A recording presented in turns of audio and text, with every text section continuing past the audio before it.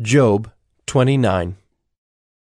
And Job again took up his discourse, and said, Oh, that I were as in the months of old, as in the days when God watched over me, when his lamp shone upon my head, and by his light I walked through darkness as I was in my prime, when the friendship of God was upon my tent, when the Almighty was yet with me, when my children were all around me, when my steps were washed with butter, and the rock poured out for me streams of oil. When I went out to the gate of the city, when I prepared my seat in the square, the young men saw me and withdrew, and the aged rose and stood. The princes refrained from talking and laid their hand on their mouth. The voice of the nobles was hushed, and their tongues stuck to the roof of their mouth. When the ear heard, it called me blessed, and when the eye saw, it approved, because I delivered the poor who cried for help, and the fatherless who had none to help him.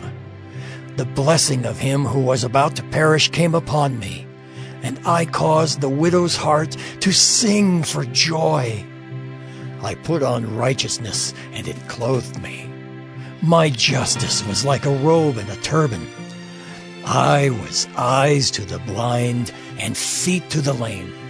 I was a father to the needy, and I searched out the cause of him whom I did not know. I broke the fangs of the unrighteous and made him drop his prey from his teeth. Then I thought, I shall die in my nest, and I shall multiply my days as the sand. My roots spread out to the waters, with the dew all night on my branches, my glory fresh with me, and my bow ever new in my hand. Men listened to me and waited and kept silence for my counsel. After I spoke, they did not speak again, and my word dropped upon them. They waited for me as for the rain, and they opened their mouths as for the spring rain. I smiled on them when they had no confidence, and the light of my face they did not cast down.